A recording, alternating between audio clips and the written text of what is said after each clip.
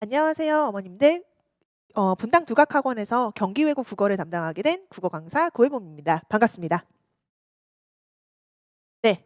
경기 외고 1학년, 2학년 친구들의 국어 과목에 대한 어떤 여러 가지 말씀을 좀 드리면서 이제 대비 전략 그리고 또 어떻게 준비하면 좋은 등급을 받을 수 있을지에 대한 이야기를 나누기 위해서 오늘 어머님들과 이렇게 간담회 자리를 마련을 했는데요. 몇 가지 말씀을 좀 드려 보도록 하겠습니다. 그전에 저는 항상 제가 이제 간담회든 설명회든 시작하게 되면 국어 강사로서 어머님들께 그래도 꼭 드리고 싶은 말씀이 있는데요. 국어라는 과목이 어떤 과목일까에 대한 어떤 생각을 조금 '다시 해 보자.'라는 차원인 것 같아요. 사실 국어라는 과목을 저는 주로 어디에 비유를 많이 하냐면 제가 젓가락질에 비유를 많이 하는 편인데 사실 제가 좀 우스운 이야기지만 제가 젓가락질을 못해요. 근데 되게 TMI죠. 근데 젓가락질을 왜 못하는지를 가만히 돌이켜 보면 일단 첫 번째 이제 당연히 습관이 좀 잘못 들었어요. 근데 두 번째 그 잘못된 습관을 사실 바꾸고 싶은데 정확하게 말하면 바꿀 원동력이 없어요. 왜냐? 밥 먹는 데 지장이 없으니까. 국어가 딱 그래요. 이 국어라는 과목이 모국어에서 이제 기반을 하고 있기 때문에 우리 친구들이 상대적으로 이제 영어나 수학에 비해서는 뭐라고 해야 될까요? 좀 겁을 덜 먹는다고 하는 게 맞을까요? 실제로 국어라는 과목은 되게 재밌는 과목이라서 공부를 아예 안 한다고 빵점이 나오는 과목이 아닌데 더 재밌는 건 공부를 되게 열심히 해도 100 점은 잘 안 나오는 과목이라는 거예요. 그래서 이게 자칫 잘못하면 어떤 착각을 하게 만드냐면 적당한 점수가 딱 나오다 보니까 '나는 국어를 잘해.'라고 생각하기가 되게 쉬워져요. 그러니까 마치 뭐와 같냐면 제가 지금 밥을 먹는데 지장이 없으니까 '나는 젓가락질을 잘해.'라고 생각하는 거랑 똑같은 거예요. 그런데 이제 어느 날 한 번씩 오는 그런 좀 뭐랄까 젓가락질을 못해서 오는 어떤 효과들이 생겨요. 이를테면 네 콩자반을 잘 못 먹는다거나 좀 미끈미끈거리는 걸 잘 못 집는다거나 약간 이런 문제들이 생기는데 국어 과목도 그렇단 말이죠. 내가 어느 정도 아니 특히나 이제 외고 친구들이니까 언어 감각도 좋고 다 좋아서 분명 어느 정도까진 잘했어.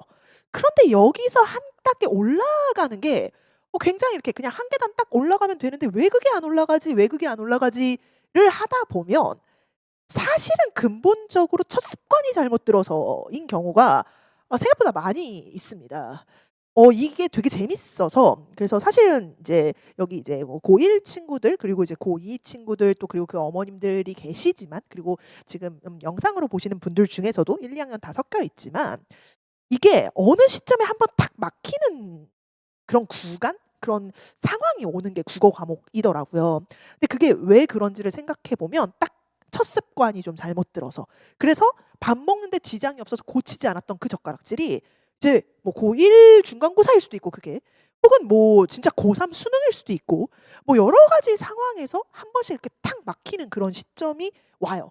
그럼 그때 뭐랄까 아예 새로 습관을 들여야 하는데 그 아예 새로 습관을 들인다는 게 어떤 면에서 보면 되게 어려운 과목이기도 한 게 국어 같습니다. 실제로 국어라는 과목에 대해서 '감으로 푼다.'라고 생각을 하시는 분들이 좀 종종 있고 특히 이제 2 학년 같은 경우는 이제 시험 범위 전체가 사실 1 학기가 전체 문학인데 문학은 정말 감으로 하는 거 아니냐.'라는 식의 이야기를 많이들 하시는데요. 이게 감이 좋은 친구들일수록 정말 어느 정도 선까지만 딱 올라가고 그 이상을 못 깨부수거든요.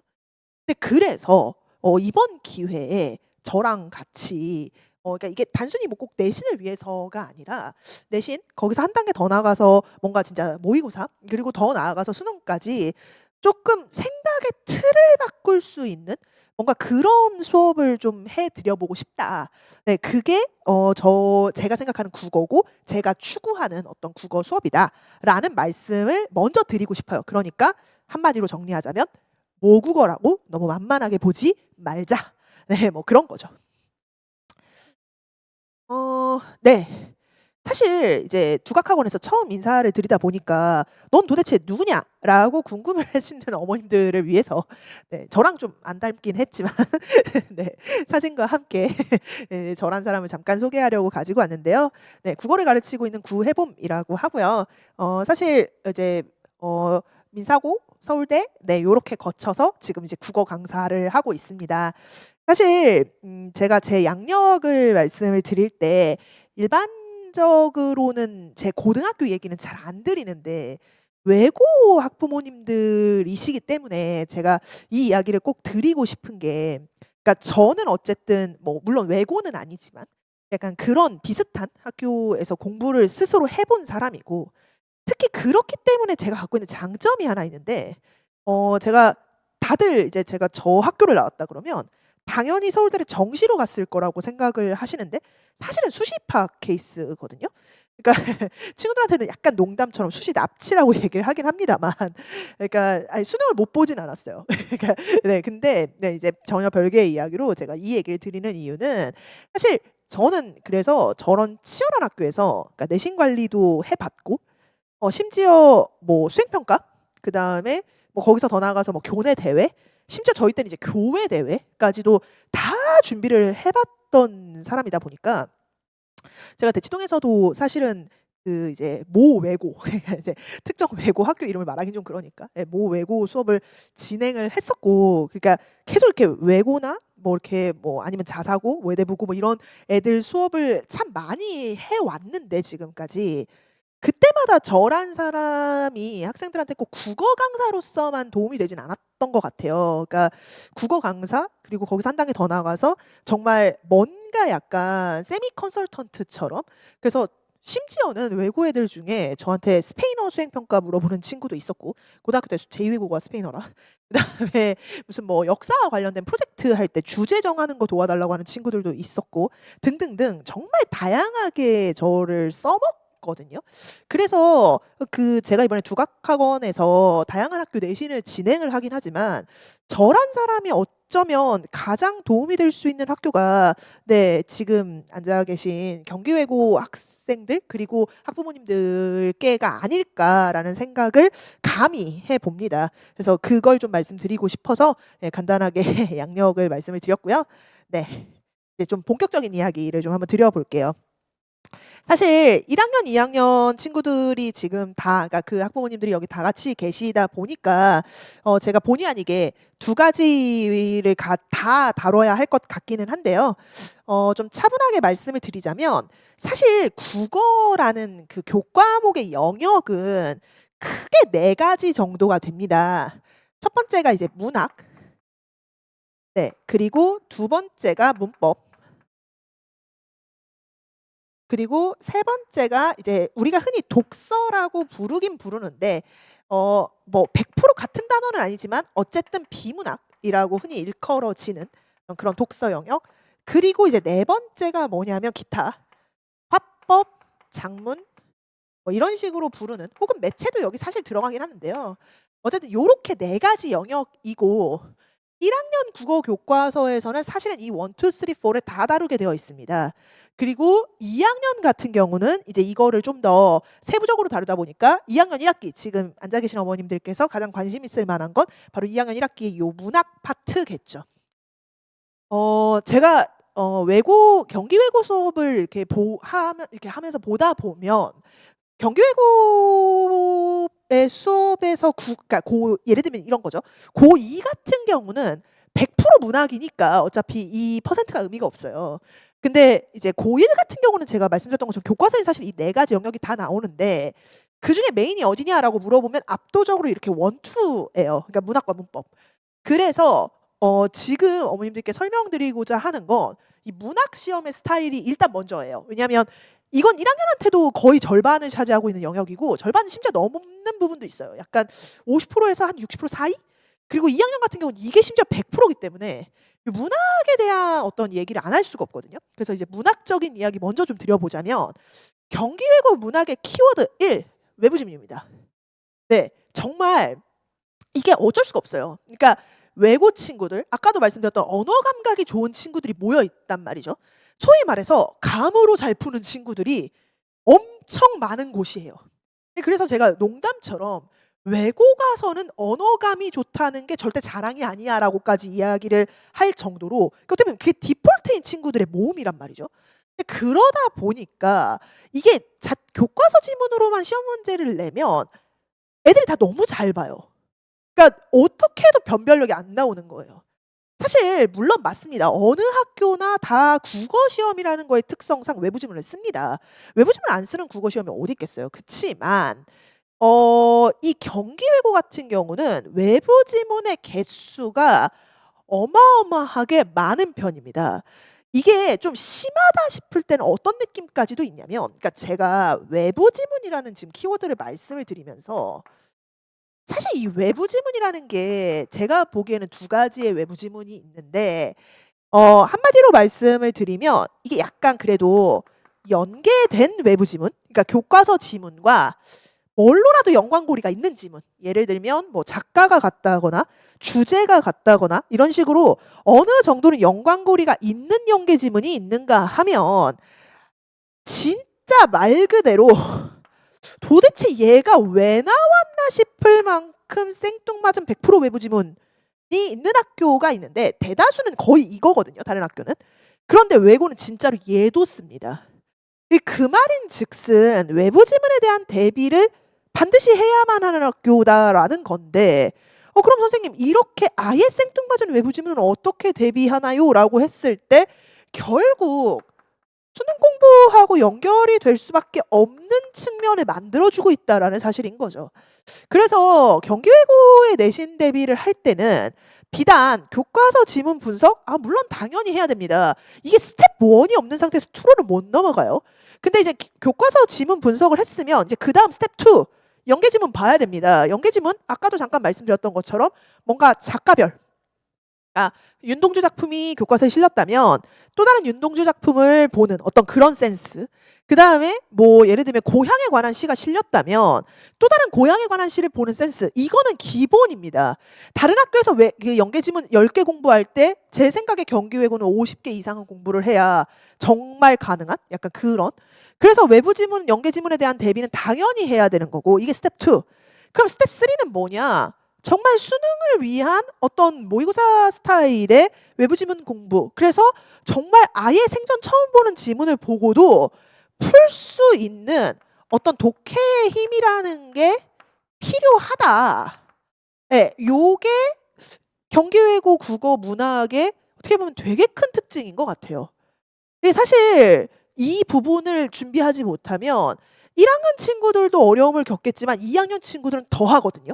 그래서 그 부분에 대한 생각을 좀 가지셨으면 좋겠고, 그다음에 이제 두 번째로 제가 써놓은 건 개념인데, 사실 국어라는 과목이 되게 애매한 과목이라서 제가 이렇게 가끔 어머님들께, 이렇게 처음 뵙는 어머님들께 "그동안 국어 학원 뭐 다니셨어요?"라고 뭐 여쭤보면, 그러니까 이제 내신 수업을 예를 들면 뭐 중간고사 내신 수업을 어디 다른 학원에서 듣다가 기말고사 내신 수업을 이 학원으로 왔어, 이런 느낌 말고 이렇게 여름방학이든 겨울방학이든 어느 학원에서든 "특강을 들었어요?"라고 여쭤보면, 혹은 애들한테 물어보면 들었다는 이야기를 대부분 합니다. 근데 그래서 궁극적으로 "뭐 배웠어?"라고 물어보면 사실 답을 잘 못해요. 그러니까 이게 수학은 학원을 옮겨가도 약간 레벨을 알기가 쉽거든요. 그러니까 진도 어디까지 나갔니? 1학년 뭐 몇 학기, 뭐 아니면 2학년 뭐 학기, 뭐 미적분 어디까지 나갔고요. 뭐 그다음에 문제집은 뭐 센을 풀고 있고요. 아니면 뭐 블랙라벨을 풀고 있고요. 등등등. 제가 사실 수학은 잘 모르지만 아무튼 뭐 그런 식으로 이야기를 하면 대충 이게 뭐라고 해야 되지? 통하는 문법이 있어요. 그러니까 어머님들이랑 그다음에 학원 선생님들이랑 뭐 애들이랑. 그런데 국어는 "너 오늘 뭐 배웠니?" "시요." "무슨 시?" 이러면 작품은 있는데 되게 애매한 게 요 개념이에요. 그러니까 정말 우스갯소리를 하나 하자면 이 고3 혹은 N수생들을 위한 어떤 그런 기본 수업을 이제 겨울방학 즈음에 개강을 하잖아요. 그러면 그 시기에 하는 되게 중요한 수업이 바로 저 개념 수업이거든요. 그러니까 뭘 다루냐? 주로 이런 거예요. 어머님들께서도 기억하실 만한 걸로 이야기를 좀 예시를 들어 드리자면 뭐 의인법, 은유법, 뭐 직유법, 그래서 뭐 의인법과 화류법의 차이라든가 아니면 또 뭐가 있을까요? 뭐 역설과 반어? 근데 사실 역설법도 역설법인 거랑 역설적 발상인 거랑 또 좀 다른 단어거든요. 약간 그런 어떤 미묘한 개념들을 사실 되게 재밌게도 어디서도 제대로 배운 적이 없는데 애들이 대충 알아요. 마치 뭐처럼? 젓가락질처럼.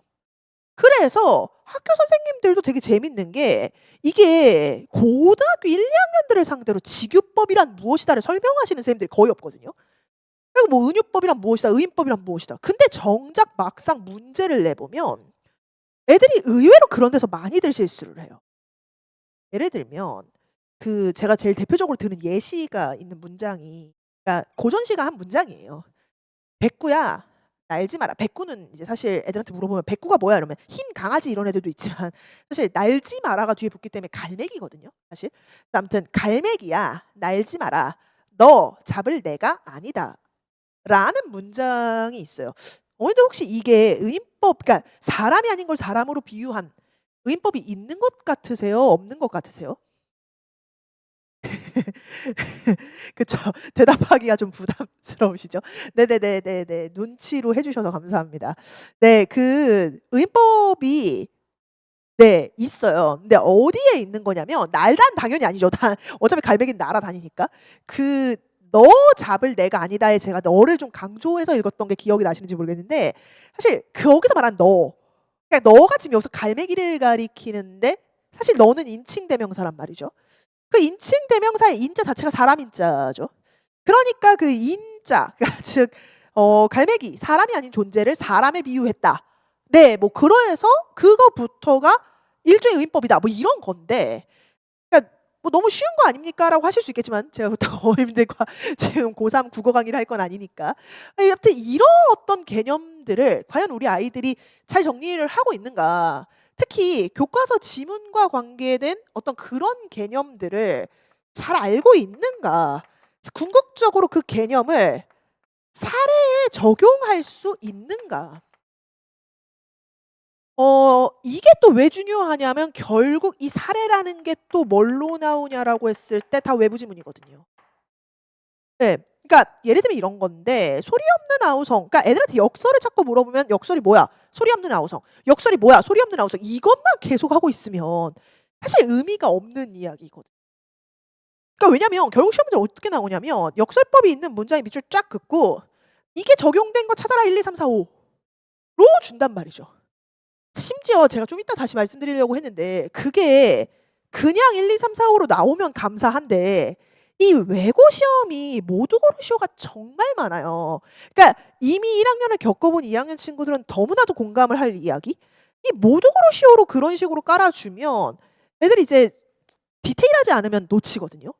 그래서 외부 지문에 대한 대비가 결국 그러니까 두 갈래로 두 트랙으로 이루어져야 되는 거예요. 그러니까 첫 번째 트랙은 진짜 그 외부 지문에 대한 어떤 공부. 그러니까 두 번째 트랙은 개념을 찾아내는 뽑아내는 연습. 예. 그래서 고런 것들을 해야 된다. 그게 1 학년이든 2 학년이든 특히 2 학년은 문학이 100% 니까 너무나도 너무나도 중요한 이야기고 그다음에 문학이 100%가 아니지만 문학이 거의 50-60%를 차지하고 있는 1 학년한테도 정말 중요한 이야기다. 네. 여기까지는 이해되셨을 것 같고요. 그다음에 이제 문법 이야기를 좀 한번 넘어가 볼게요. 2 학년 어머님들 문법 필요 없다고 생각하시겠지만 사실 언어와 매체라고 하는 교과 과목을 또 선택한 분들도 계실 거기 때문에 그리고 궁극적으로 수능에서 엄매를 볼 확률이 그래도 저는 외고 친구들이라면 좀 높다고 생각을 하기 때문에 네 여러 가지 의미에서 문법 얘기도 잠깐만 드리자면 이게 외고 문법은 문법 자체도 좀 세밀해요. 그러니까 세밀하다는 거는 치사하다는 뜻이에요. 그러니까 좀 진짜 말 그대로 치사한 선지를 쓴다는 뜻인데 이게 이것도 뭐랑 연결되어 있냐면 모두고로시오랑 연결되어 있는 얘기예요. 그러니까 모두고로시오도 사실 종류가 여러 가지거든요. 뭐 A, B, C 뭐 이런 식으로 나오는 모두고로시오도 있고 그다음에 뭐 기역, 니은, 디귿, 리을, 미음, 비읍 줘 놓고 뭐 맞는 진술의 개수 찾아라 이렇게 해서 뭐 0 개, 1 개, 2 개, 3 개, 4개 이렇게 주는 경우도 있고 뭐 기타 등등등 다양한 방식의 모두고로시오 스타일이 있는데 그 모두고로시오로 문법을 줘 버리면 이제 이렇게 저는 사실 문법은 수학에 비유를 많이 하거든요. 문법은 상대적으로는 되게 분명한 과목이에요, 문학보다는. 근데 이제 문제가 뭐냐면 오히려 감으로 국어를 하는 외국 친구들이 이게 문법을 대충 해요. 심지어 이제 당연한 이야기인데 제가 뭐 너무 성급한 일반화를 하는 걸 수도 있겠으나 외국 친구들이 언어감이 좋다 보니까 이 친구들이 영어조차도 심지어 본인 전공어조차도 문법다운 문법 공부를 잘 안 하는데 언어를 잘하는 애들이 굉장히 많아요. 사실 제가 좀 그랬었어요. 그러니까 저 어렸을 때. 근데 저는 막 영어 공부할 때도 막 그런 마인드로 공부를 했거든요. "미국 거지도 나보다 영어를 잘하는데 내가 왜 문법 공부를 하고 있어야 돼? 영어는 회화야." 뭐 이러면서 그 제 나름의 약간 뭐라고 해야 될까요? 약간 초육병 뭐 이런 거였는데 막 이렇게 그래서 그냥 "미국 초딩들, 미국 유치원생들 이런 식으로 문법 공부 안 할 거 아니야." 막 이래 갖고 문법책을 버리고 그때 당시에 해리포터 원서로 예 그러니까 처음엔 정말 한 줄도 못 읽었거든요. 근데 아무튼 그거를 하겠다고 영어 공부를 했던 성격이라 근데 저부터가 사실 문법 용어를 되게 낯설어했었어요. 나중에 거꾸로 국어 공부하면서 문법 용어를 많이 익혔거든요. 그러니까 진짜로 문법을 제대로 공부를 해본 적이 특히 국어 문법을 거의 없을 확률이 높고 이게 공부를 했다 하더라도 개념만 공부를 했지 이게 사례 적용을 또 연습을 안 했을 확률이 굉장히 높아요. 근데 사례 적용 연습을 안 하면 뭐가 문제가 되냐면 이 세밀한 함정 세밀하지 못하면 빠질 수 있는 함정에서 걸려 넘어지기가 되게 좋다라는 거죠. 어머님들 혹시 끝말 잇기 아시나요? 그러니까 1 학년 시험 범위에 무조건 들어가는 게 의문의 변동이잖아요. 끝말 잇 혹시 지금 발음 한번 해봐 주실래요? 제가 뭘 시키면 그쵸? 되게 부담스러워들 하시는데 네. 다들 아마 모르긴 몰라도 끝말잇기, 끝말잇기, 끝말잇기 이렇게 발음을 하실 것 같아요. 끝말 잇기가 된다는 사실을 혹시 아시나요? 신발을 신기는 걸까요? 신기는 걸까요? 교실은 넓다라고 써야 될까요? 넓다라고 써야 될까요? 아 그러니까 발음을. 그러니까 이런 식으로 막 물어보다 보면 알던 것도 헷갈려요. 그렇지 않으세요? 그래서 이게 우리말이기 때문에 너무 대충 넘어갔던 그런 어떤 문법의 사례들 약간 이런 것들을 사실 무시하시면 되게 곤란하거든요. 그래서 이런 어떤 치사한 선지에 대한 대비 또 사례에 대한 어떤 생각들 이런 것들을 하지 않으면 고득점이 쉽지 않다. 이거는 사실 비단 1 학년 문법뿐만 아니라 이제 2 학년 친구들도 이제 지금은 아니지만 언어와 매체라는 과목을 만약에 하게 된다면 예 그때 또 신경을 써야 되는 부분이 아닐까라는 생각을 가지고서 말씀을 드렸습니다. 네. 이제 그 외에 또 더 말씀을 드려야 될 건 서술형인데 사실 이 서술형이라는 건 일단 현행 2 학년까지는 이 선생님들에 따라서 있기도 하고 없기도 하고 뭐 이런 식이다 보니 뭐 그때그때 좀 중요한 정도가 좀 달랐을 수 있겠으나 1 학년은 이제 무조건 생기는 학년이죠. 그래서 그냥 좀 토탈적으로 말씀을 드리자면 이 서술형이란 게 그래요 어머님들. 혹시 자녀들의 문제집 채점을 직접 해 보신 적이 있으신지 모르겠는데 그 문제집 채점을 해 보시면 확실히 서술형 부분을 애들이 잘 안 채우는 걸 보실 수 있을 거예요. 특히 이제 뭐 물론 외고니까 뭐 여학생 비중이 압도적으로 높지만 이게 남학생들 같은 경우는 더 해요. "아 왜 안 했냐."고 물어보면 귀찮다고들 많이 넘어가고 일단 숙제하기가 바쁘니까 그러니까 숙제 양이 적은 편이 아니니까 이게 꼭 국어만의 문제가 아니라서 어떤 과목이나 다 이제 일단 하기에 바빠 가지고 서술형을 좀 비우거나 혹은 그냥 키워드만 쓰거나 뭐 이런 경우들이 왕왕 발생을 하는데 이 사실 이게 안 써본 친구들이 실제 시험장 가서 잘 쓸 확률이 좀 드물어요. 세부 조건을 놓치는 경우들을 생각보다 많이 보는데요. 그러니까 꼭 그 국어 시험 문제 중에 그런 경우들이 좀 있어요. "문장형으로 쓰시오." 그럼 항상 끝은 다로 끝나야 돼요. 근데 문장형으로 쓰라 그랬는데 뭐뭐여서 이거 안 되거든요. 그리고 특히나 국어에서는 맞춤법도 무시할 수가 없어서 이게 저는 최근에 좀 충격받은 사례인데 이게 어머님들 혹시 기억하시는지 모르겠지만 혹시 이 글자 아세요? 짝대기하고 이응이 있는 거? 히읗같이 생겼는데 뭔가 짝대기가 하나 밖에 없는 거. 저거를 세종대왕께서 이제 한글을 만드셨을 땐 있었는데 지금은 사라진 중세국어 때 글자인데요. 이름은 여린 히읗입니다. 모 학교에서 그러니까 뭐 문제는 좀 길었어요. 그러니까 결론적으로 문제 답이 이것만은 아니었는데 아무튼 이거에 이름을 써야 되는 서술형 문제가 있었는데 여기까지는 다 잘 썼고요. 여기까지도 잘 썼죠. 짐작하시겠지만 이 다음이에요. 여기다가 뭘 채울 것이냐. 정답은 다들 아시겠지만 네, 뭐 기역의 받침이 기역이듯 니은의 받침이 니은이듯 디귿의 받침이 디귿이듯 히읗의 받침은 히읗입니다. 당연히 여기는 히읗이 들어가야 되는데 정말 기상천외한 답들을 많이 봤어요. 심지어 그 학교에 전교 1, 2등 하는 친구들한테서까지도. 더 충격적이었던 거는 이 폐륜 있잖아요. 답에 이게 들어가는 상황이었는데 또 교과서 지문상 이거를 이렇게 써놓고 심지어 맞았다고 채점을 해왔길래 제가 시험지를 보다가 야, 너 이거 답안지에 똑바로 쓴 거지? 라고 했더니 그 친구가 뭐가 잘못됐는데요? 라고 저한테 물어보더라고요. 와, 전 저대로 좀 당황스럽고. 그래서 이런 것들을 안 써보고 그 자리에서 바로 쓴다? 그거는 저는 굉장히 큰 무리수라고 생각을 하거든요. 게다가 제가 여기다 개념 용어라는 단어를 써놨는데 사실 개념 용어가 뭐냐라고 물어보시면 아까 말했던 뭐 의인법, 화류법 이런 것들이에요. 이 용어를 본인이 객관식으로 문제를 풀어내는 거랑 주관식으로 정확하게 알고 쓰는 거랑은 좀 다른 문제라고 생각을 하는데 그러니까 답이 당연히 은유법 이러진 않죠. 근데 이제 다만 은유법을 활용하여 어쩌고 저쩌고 했다 뭐 이런 식의 답은 나올 수가 있는데 이때 순간적으로 표현법이 기억이 안 날 수도 있어요. 그리고 제가 그나마 어머님들 편하시라고 이제 주로 쉬운 표현법들만 예시를 들어서 그렇지 이게 좀 더 복잡해지고 어려워지면 애들이 이제 막 머릿속이 복잡해지거든요. 네, 그런 어떤 개념 용어들을 과연 내가 주관식으로 쓸 수 있는가. 그럼 이러면 이제 다시 어디로 돌아가냐면 그래서 개념을 정확하게 알고 있니로 돌아가는 거예요. 그러니까 그게 문학이 됐든 문법이 됐든. 그러니까 문학에서는 뭐 은유법, 의인법 이런 표현을 정확하게 알고 있니? 그다음에 문법에서는 구개음화, 유음화, 비음화, 자음동화 이 단어들을 정확하게 구분할 수 있니? 이 개념 공부가 똑바로 안 된 상태라면 사실 서술형으로 쓰는 건 거의 불가능하거든요.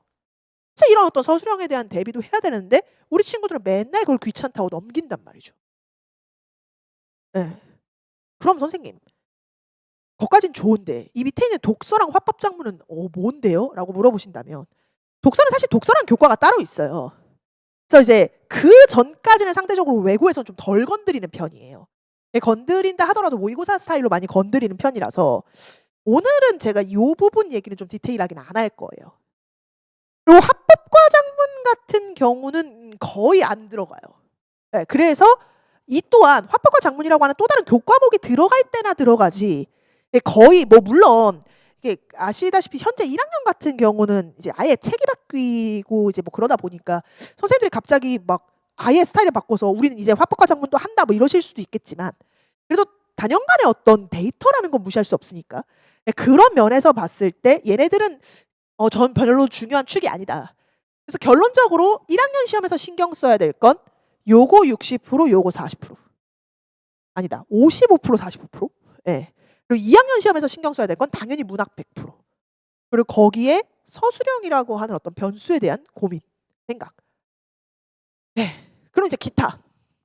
일단 어휘입니다. 사실 외국어 시험 문제 개수가 좀 많은 편이에요. 하나의 시험지 안에 문제 수가. 근데 그게 왜 많냐를 보면 어휘 때문인데 아예 어휘 집을 나눠주시거나 해서 그 어휘를 따다다 외우게 시키는 형태인 경우들이 좀 있었죠. 어휘집을 나눠주지 않으시더라도 확실히 어휘는 늘 중요하게 보시는 편인 것 같아요, 외국어가. 그러니까 학년별로 선생님별로 스타일은 좀 달라질 수 있으나 저는 이 어휘의 중요성, 특히나 한자어, 그리고 고전에서 쓰이는 어휘 이런 거 무시 못한다고 생각하거든요. 특히 문학을 보다 보면 고전이 많이 나오는데 그 고전에서 쓰이는 어휘들, 뭐 사사성어, 그래서 이런 어휘에 대한 준비 당연히 해줘야 되고요. 그다음에 외고 시험의 가장 큰 어떤 요소 중에 하나는 요 두 가지인데 첫 번째는 학평이죠. 3월 모의고사, 6월 모의고사, 9월 모의고사, 11월 모의고사가 매번 중간기말에 거의 99% 포함이 된다. 그래서 앞으로도 그럴 확률이 높다. 따라서 모의고사 지문에 대한 어떤 분석과 그에 대한 대비 공부가 반드시 필요하다. 그러니까 거의 교과서 수준으로 진도에 포함이 된다. 그다음에 아까부터 계속 말씀드리고 있는 요소 중에 하나가 바로 모두고로 시호에 대한 어떤 대비, 준비. 그러니까 모두고로 시호가 너무 많으니까. 네, 그래서 요게 경기외고 시험 스타일이란 말이죠. 그럼 이런 시험 스타일들, 그러니까 제가 지금까지 쭉 말씀드렸던 이런 시험 스타일들 속에서 그럼 어떻게 대비를 해야 성적이 잘 나올까요? 라고 물어보신다면 이제 그게 결국 저 구혜범이라는 사람이 수업을 진행하는 스타일하고도 사실 좀 연결이 되어 있는데 제가 이렇게 예쁘게 6가지 전략을 가지고 왔죠. 첫 번째, 연계 지문 및 개념어. 제가 되게 신경 많이 쓰고 있는 부분이에요. 연계 지문이라고 하는 건 제가 아까도 말씀드렸던 것처럼 일종의 투 트랙이다 보니까 저는 이제 어떤 식으로 많이 가냐면 주제별, 그다음에 또 작가별, 시대별 연계 작품들을 좀 소개를 해요. 네, 연계 작품을 소개를 하고 거기에 플러스로 뭘 갖고 가냐면 비교 포인트를 제가 잡아줄 거예요.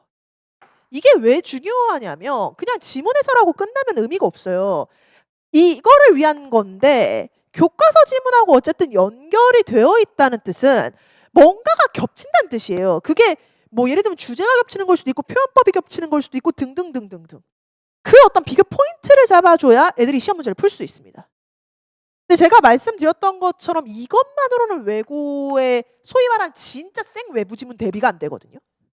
그래서 이 저생 외부 지문 대비를 위해서 자체 모의고사 형태로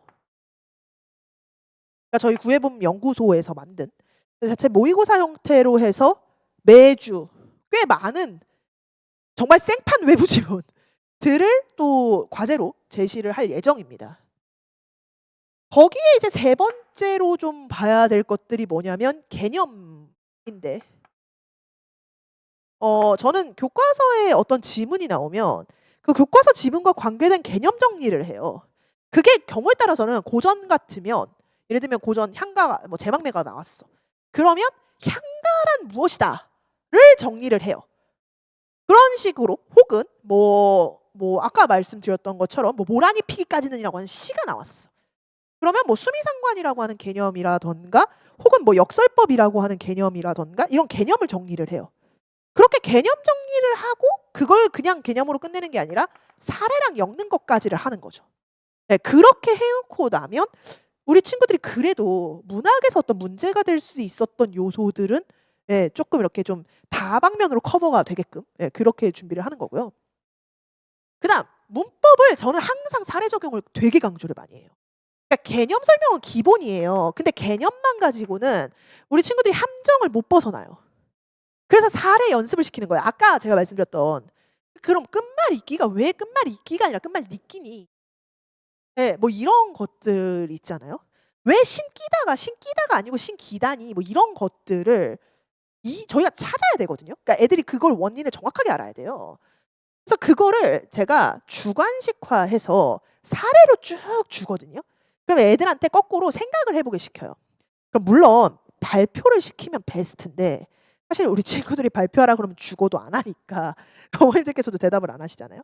네, 발표를 죽어도 안 하니까 네, 저는 가능하면 조금 이렇게 저랑 이렇게 티키타카를 하는 걸 제가 되게 좋아라 해서 티키타카를 하는 걸 좋아라 해서 그래서 이제 가능하면 애들이랑 이제 애들한테 물어보고 애들이 답을 할 수 있게끔 유도를 하는 편이거든요. 그렇게 해서 좀 주관식 사례 적용을 시키는 거죠. 이거를 좀 하다 보면 그러니까 객관식으로는 애들이 어설프게 알아도 넘어가지거든요. 근데 주관식은 본인이 어설프게 알면 절대 넘길 수가 없어요. 그래서 주관식 사례를 하는 걸 좀 좋아하는 것 같아요. 그걸 통해서 어디에 구멍이 있는지를 찾아주는 거죠. 요것도 과제로 자주 나가고 이건 과제로만 끝나는 게 아니라 저희 수업 시간에 계속 다뤄요. 왜냐하면 과제로 해서 저희 조교한테 채점을 해라고 시키는 부분이 있고 객관식은 그렇게도 많이 하는데 주관식은 그렇게만 해놓으면 사실 구멍을 찾기가 애매할 수가 있어서 저랑 같이 또 풀어나가는 시간들을 갖죠. 그다음 제가 항상 신경 쓰는 게 학교에 서술형이 있다라고 하면 단계별로 서술형을 줘요. 그러니까 처음엔 단답형 형태, 두 번째는 그냥 서술형 형태, 세 번째는 논술형 형태. 말 그대로 단계별. 그래서 단답을 거쳐 서술을 거쳐 논술을 가는 거고, 거기에 심지어 그냥 하는 게 아니라 조건을 계속 바꿔요. 나중에 가면 애들이 짜증을 내요. 쌤, 어제 거랑 이번 주 거랑 문제 똑같지 않아요? 근데 약간씩 조건이 달라요. 이 조건이 다르면 쓰는 톤이 달라져야 돼요. 그거를 놓치지 않게 할 수 있는지. 그리고 제가 이제 저희 조교들을 훈련시켜 놓은 게 있어요. 감점형으로 채점을 해달라고. 그러니까 우리 친구들이 점수를 깎이면 대충 넘어가는 경향들이 있는데 그냥 깎였나 보다. 이게 학교 시험 같으면 그렇게 안 넘어갈 텐데 학원은 아까도 말씀드렸던 것처럼 과제가 한두 개가 아니니까 애들이 그냥 이제 깎여도 깎였나 보다 하는데 그렇게 그냥 둘 수가 없거든요. 그래서 감점형 채점을 통해서 서서히, 그러니까 어디서 왜 틀렸는지, 네가 뭔 조건을 놓쳤는지, 이거를 볼 수 있게 저희 조교들이 채점을 할 거예요. 그렇게 하다 보면 또 이 부분도 많이 늘겠죠. 그리고 요건 단순한 건데 저희가 수업 전에 한 5분 정도 어휘 및 개념 퀴즈를 볼 거예요. 이거 진짜로 말 그대로 단순 시험이에요. 그 무슨 진짜 뭐 저희가 교실에서 보는 원래 그 30분 정도 보는 테스트 말고 이게 뭐 사자성어가 될 수도 있고요. 어휘가 될 수도 있고요. 혹은 배운 개념이 될 수도 있어요. 그냥 그런 거에 대한 말 그대로 즉각 반응 퀴즈 같은 건데 요거를 하는 이유는 다른 게 없습니다. 사실 국어는 모국어라서, 그러니까 자기가 정확히 어디까지 알고 어디까지 모르는지 잘 몰라요. 영어처럼 딸딸딸 외울 수 있는 그런 어휘가 아니거든요. 그래서 놓치지 않고 갈 수 있게끔, 특히 이제 뭐 교과서 같은 데 나오는 어떤 유의어나 혹은 이제 고전이 범위인 경우는 이제 한자어들 뭐 이런 것들까지 좀 정리해서 볼 수 있게끔 할 거고요. 그다음에 이제 저의 시그니처 같은 것 중에 하나가 바로 뭐냐면 이 선지 분석 과제 검사예요. 저희 시험, 그러니까 저희 과제는 늘 선지 분석을 하게 돼 있어요. 선지 분석이라는 게 뭐냐라고 했을 때 결국 오답과 정답의 근거를 아니랄까요? 그러니까 제가 되게 신경 쓰는 것 중에 하나가 예를 들면 이런 건데, 무엇을 활용하여 무엇을 한다, 이런 식으로 이제 그 선지를 짜는 경우들이 국어 시험에 진짜 많아요. 뭐 예를 들면 이런 건데, 현재형 시제를 활용하여 생동감을 준다, 뭐 이런 느낌인 거죠.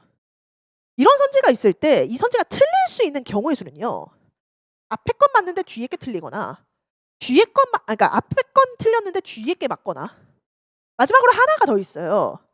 요 연결고리가 틀렸거나. 이거를 명쾌하게, 뭐 물론 이 케이스도 있겠네요. 요거 다 틀린 경우, 뭐 진짜 그럴 수도 있겠네요. 근데 그런 경우는 사실 일반적으로 애들이 안 헷갈려 하니까. 그러니까 이제 대부분은 이 중에 하나로 결정이 나는데, 예전에 한번 수능 시험 선지에 실제로 그런 게 나온 적이 있어요. 과거형 시제를 활용하여 생동감을 주고 있다. 이건 묻지도 따지지도 않고 말도 안 되는 소리예요. 왜냐면 과거형 시제 있을 수 있어요. 생동감이 있을 수 있는데 과거형 시제를 써서 생동감이 생기진 않거든요. 그러니까 연결고리가 틀린 거죠. 제가 이 얘기를 왜 드리고 있냐면, 애들이 이 틀린 원인을 명쾌하게 알고 풀었느냐 아니면 그냥 풀었느냐가 이 친구가 감으로 때려 맞췄느냐 똑바로 풀었느냐를 결정하는 거예요. 감으로 때려 맞춘 친구라면, 그러니까 즉 똑바로 푼 게 아닌 친구라면 그 순간엔 맞을지 몰라도 결국 100점이 안 돼요. 결국에는 나중에 가서 분명히 발목이 잡혀요. 그러니까 제 젓가락질 같이 될 거란 뜻이에요. 그래서 저는 1, 2, 3, 4, 5 선지를, 그러니까 1, 2, 3, 4, 5가 있으면 이걸 그냥 이 중에 답이 3번 이렇게 하지 말고 이걸 하나하나의 OX 퀴즈처럼 풀라 그러거든요. 그래서 얘가 왜 맞고 왜 틀린지, 왜 맞고 왜 틀린지를 명쾌하게 잡아줘야, 그래야 궁극적으로 뭐가 연결이 되냐면 모두 고르시오가 돼요. 네, 그래야 안 헷갈려요. 정말이에요. 그리고 이제 저희 수업에 어떻게 보면 시그니처. 저는 실제로 이제 수업할 때도 자주 쓰고 과제로도 자주 쓰고 저희 클리닉 과제로는 제일 많이 쓰는 게 바로 이 15지 선다 모두 고르시오거든요. 정답 개수 몇 개인지 안 가르쳐 주는 거예요. 수업할 땐 당연히 어느 시점 되면 제가 가르쳐 줘야 되고, 안 그러면 진도를 못 나가니까. 근데 이제 그 수업이 아닌 시점, 만약에 수업이 아닌 때라면, 특히 클리닉 때라면 정말 저희가 몇 번 이렇게 애들을 말 그대로 돌아가게 만들어요. 그러니까 제출을 해. 뭐가 틀렸어. 근데 왜 틀렸는지를 안 가르쳐 주는 거예요, 자꾸. 개수가 틀렸다, 뭐가 틀렸다. 이제 이러다 이제 애들이 좀 짜증을 내면 개수는 맞아. 뭐 이런 식으로 약간 힌트를 준다거나. 이 모두고르시오와 이 선지 분석이 만나잖아요. 그러면 더 이상 감으로 국어를 하지 않게 돼요. 정확한 근거를 가지고 하게 돼요. 그렇게 해야 비로소 뭐랄까 정답을 덜 정확하게 찾아갈 수 있다? 그러니까 비로소 젓가락질을 고친 거다? 네, 그런 느낌이다라는 걸 말씀드리고 싶었어요. 네, 어머님들 여기까지가 제가 이제 경기 외고를 대비하기 위해서 준비를 한 어떤 여러 가지 어떤 방책들이고요. 네, 마지막으로 드리고 싶은 말씀은 사실 교육 과정도 바뀌고 있고 이래저래 선생님들이 달라지고 뭐가 달라지면 많은 게 바뀌어요. 좀 혼란스러운 시기예요. 이래저래 뭐 1학년한테도 2학년한테도. 그런데 제가 일부러 이렇게 동그랗게 만들어 왔거든요. 마치 그물처럼. 어떤 상황이 와도 이 그물 안에 있으면 다 잡을 수 있어요. 제가 그렇게 할 수 있게 만들어 드리겠다. 그리고 무엇보다 외고 친구들을 가장 잘 아는 사람 중에 하나로서 좋은 멘토 겸 선생님으로 옆에 있겠다. 네, 이런 말씀을 드리면서 일단 간담회 설명은 마치도록 하겠습니다. 감사합니다.